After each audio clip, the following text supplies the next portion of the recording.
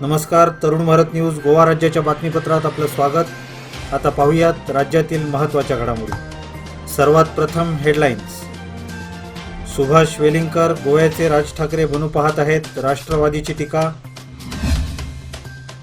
संसदीय लोकलेखा समितीची गोवा नौदल क्षेत्राला भेट. पंचायत निवडणूक पक्षीय पातळीवर नाही, माविन गुदिन्हो. भंडारी यांनी घेतली अखिल भारतीय युवक काँग्रेस प्रभारींची भेट. आता बातम्या विस्ताराने. हिंदू रक्षा महाआघाडीचे सुभाष वेलिंगकर गोव्याचे राज ठाकरे बनू पाहत आहेत. त्यांनी सेंट फ्रान्सिस झेवियर यांच्याबद्दल केलेली विधाने समाजात तेढ निर्माण करणारी आहेत. येशूच्या शिकवणीनुसार आम्ही त्यांना एकदा माफ करतो, मात्र पुन्हा त्यांनी अशी हरकत केली तर आम्ही गप्प बसणार नाही, असा इशारा राष्ट्रवादी काँग्रेस गोवा प्रदेशाध्यक्ष जुझे फिलिप डिसोजा यांनी पणजीत आयोजित केलेल्या पत्रकार परिषदेत दिला. संसदीय लोकलेखा समितीने गोवा नौदल क्षेत्राला भेट दिली. अधीर रंजन चौधरी यांच्या नेतृत्वाखालील संसदेच्या 11 सदस्यीय लोकलेखा समितीने लोकसभा सचिवालय आणि संरक्षण मंत्रालयाच्या अधिकाऱ्यांसमवेत नुकतीच गोवा नौदल क्षेत्राला भेट दिली. गोव्याचे प्रभारी नौदल अधिकारी कमांडोर आशिष गोयल यांनी या प्रतिनिधींचे स्वागत केले. समितीने नौदल हवाई स्टेशन INS हंसाला भेट दिली आणि तेथे गोवा क्षेत्राचे flag officer commanding rear admiral Philipose ji Pynumootil यांनी स्वागत केले. गोव्यातील आगामी पंचायत निवडणुका पक्षीय तत्वावर नव्हे तर वैयक्तिक क्षमतेवर लढल्या जातील. पंचायत निवडणुका या पक्षीय पातळीवर लढविल्या जाऊच नयेत, कारण आपल्याला तळागाळातील सर्व लोकांच्या पाठिंब्याची गरज आहे. सर्व ग्रामीण भागात सर्वांगीण विकास व्हावा यासाठी आम्हाला सर्वांचे सहकार्य हवे, असे पंचायत मंत्री माविन गुदिन्हो यांनी सांगितले. गोवा काँग्रेसचे सरचिटणीस आणि युवक काँग्रेसचे प्रभारी जनार्दन भंडारी यांनी आज नवी दिल्ली येथे अखिल भारतीय युवक काँग्रेसचे प्रभारी कृष्णा अल्लावरू यांची भेट घेतली आणि गोव्यातील राजकीय परिस्थितीशी संबंधित विविध मुद्द्यांवर चर्चा केली. याशिवाय लोकांच्या समस्या सोडविण्यासाठी गोव्यातील युवक काँग्रेस आणि NISU कडून आगामी काळात घेतल्या जाणाऱ्या विविध उपक्रमांवरही चर्चा करण्यात आली असल्याची माहिती भंडारी यांनी दिली. गोवा राज्याचा नावलौकिक मिळवणाऱ्या खेळाडूंसाठी सरकारी नोकऱ्या राखीव ठेवण्यात येणार आहेत.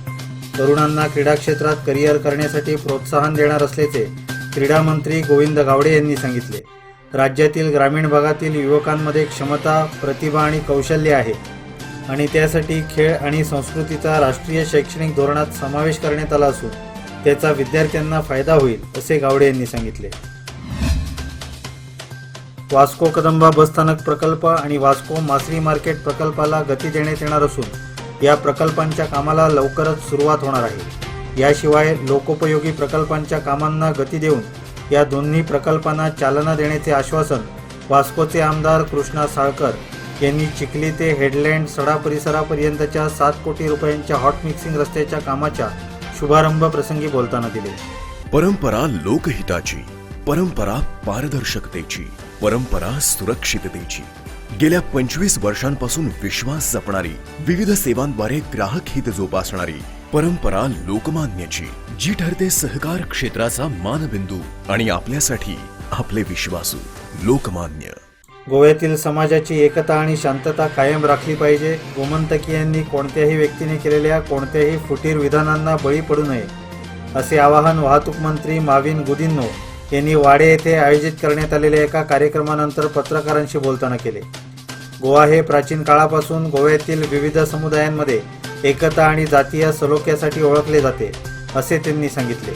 नुकतेच प्राध्यापक सुभाष वेलिंगकर यांनी केलेल्या विधानावर माविन गुदिन्हो यांनी प्रतिक्रिया दिली.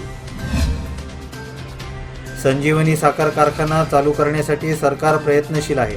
गोव्यात ऊसाचे उत्पादन कमी आहे, त्यामुळे ते वाढवावे लागेल. साखरेऐवजी इथेनॉलची निर्मिती करण्यासाठी सरकार प्रयत्न करत आहे. आमदार या नात्याने संजीवनी संदर्भात आपला पाठपुरावा सुरू आहे. शेतकऱ्यांचे प्रश्न व समस्या सोडविण्यास डॉक्टर प्रमोद सावंत सरकार बांधील आहे, असे समाज कल्याण मंत्री सुभाष फळदेसाई यांनी सांगितले. सांगे भाजप किसान मोर्चाच्या वतीने सेवा सप्ताहाच्या निमित्ताने भाटी सांगे येथील श्री मल्लिकार्जुन देवस्थान सभागृहात किसान सभेचे आयोजन करण्यात आले होते. हेडलाईन सड्यावरील कचरा प्रक्रिया प्रकल्प हा स्थानिक नागरिकांसाठी मागच्या 15 वर्षांपासून डोकेदुखी ठरलेला असून हा प्रश्न आपण मार्गी लावणार असल्याचे मुरगावचे आमदार संकल्प आमोणकर यांनी म्हटले आहे. या प्रकल्पाला दिवसा 15 टन कचऱ्यावर प्रक्रिया करणाऱ्या यंत्रणेची गरज असून प्रत्यक्षात या ठिकाणी दिवसा केवळ 5 टन कचऱ्यावर प्रक्रिया होते व उर्वरित 10 टन कचरा डंप केला जातो, असे आमदार संकल्प आमोणकर यांनी म्हटले आहे. मुरगावचे आमदार संकल्प आमोणकर यांनी शुक्रवारी हेडलाईन सड्यावरील गोवा गृहनिर्माण मंडळाच्या वसाहतीला भेट देऊन तेथील नागरिकांसमवेत विविध समस्यांची पाहणी केली. सभापती रमेश तवडकर यांनी नुकतेच काणकोणच्या बांधकामाधीन रवींद्र भवन प्रकल्पाला भेट देऊन सध्या कामाने जी गती घेतली आहे त्याबद्दल समाधान व्यक्त केले. रवींद्र भवन हे संपूर्ण काणकोणवासियांचे स्वप्न असून 2016 साली या प्रकल्पाची पायाभरणी करण्यात आली होती. काही तांत्रिक अडचणींमुळे जरी प्रकल्पाचे काम मंदावले असले तरी यंदा डिसेंबरपर्यंत त्याचे काम पूर्ण होईल आणि गोवा मुक्तीदिनी रवींद्र भवनाचे लोकार्पण करण्यात येईल, असा विश्वास तवडकर यांनी व्यक्त केला आहे. कला आणि सांस्कृतिक खात्याचे मंत्री गोविंद गावडे यांनी नुकतीच काणकोणच्या रवींद्र भवनाच्या देखरेख समितीचे सदस्य, कला आणि संस्कृती खात्याचे संचालक, प्रकल्पाचे सल्लागार, त्याचप्रमाणे ध्वनी व्यवस्था विषयक अधिकाऱ्यांची बैठक घेऊन चर्चा केली आणि महत्त्वाच्या सूचना केल्या. गेल्या महिन्याभरात सातत्याने पाऊस पडत आहे, त्याचा सत्तरीतील सुपारी उत्पादनावर प्रतिकूल परिणाम होताना दिसत आहे. सध्या सुपारी काळी पडू लागली असून यामुळे सुपारी उत्पादकात चिंता निर्माण झाली आहे. बाजारपेठेत अपेक्षित दर मिळण्याची शक्यता नसल्यामुळे आगामी काळात सुपारी उत्पादनाबाबतचे व्यवस्थापन कोसळण्याची भीती आहे. 2 दिवसाआड पाऊस पडत असल्यामुळे कृषी उत्पादनावर प्रतिकूल परिणाम होऊ लागले आहेत. याचा जास्त फटका सुपारी उत्पादनावर होत असल्याचे चित्र आहे. सुपारी उत्पादकांनी दिलेल्या माहितीनुसार सुपारीचे दाणे काळे पडू लागले असून यामुळे सदर उत्पादनाला बाजारपेठ मिळणे अवघड बनत आहे. शिरोडा मतदारसंघातील बेतोडा ग्रामपंचायतच्या विविध प्रभागात अंतर्गत रस्त्यांच्या हॉटमिक्स डांबरीकरणाचा शुभारंभ नुकताच सहकार मंत्री सुभाष शिरोडकर यांच्या हस्ते श्रीफळ वाढवून करण्यात आला. आशेवाडा, किटुलेवाडा, देऊळवाडा या वाड्यावरील अंतर्गत रस्त्यांचे सुमारे 45 लाख रुपये खर्चून काम हाती घेण्यात आले आहे. यावेळी बेतोडा निरंकालचे सरपंच विशांत गावकर, पंच सदस्य गुरु सालेलकर, रस्ता विभागाचे अभियंते कंत्राटदार राजेश प्रभुदेसाई, सावळो गावकर, शशिकांत गावकर व ग्रामस्थ उपस्थित होते. यावेळी बोलताना मंत्री शिरोडकर यांनी शिरोडा मतदारसंघातील सर्व अंतर्गत रस्त्यांची मान्सूनपूर्वी डागडुजी करण्यात येणार असल्याचे सांगितले. याचबरोबर आजचे बातमीपत्र इथेच संपले. अधिक माहिती आणि ताज्या घडामोडींसाठी पाहत रहा Tarun Bharat news channel. Like करा, सबस्क्राईब करा आणि शेअर करा आणि विश्वासार्ह बातम्यांसाठी दररोज सकाळी वाचा दैनिक तरुण भारत. धन्यवाद. शुभरात्री.